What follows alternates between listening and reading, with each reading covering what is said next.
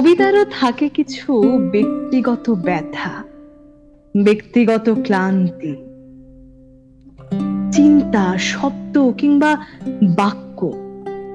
কার কাছে গিয়ে খুঁজবে সে শান্তি? সবাই তো ফিরে যাচ্ছে আনন্দ বিরহে একে অন্যের কাছে। বিক্রেতা, পাঠক, কবি যে যার মতন ভাবছে, লিখছে, অথচ কবিতা একা একা নির্বাক নীরবে নিজেকে বিলোচ্ছে। তারও কথা ছিল ঢের, আকাশ সমান। পাচ্ছ কি টের?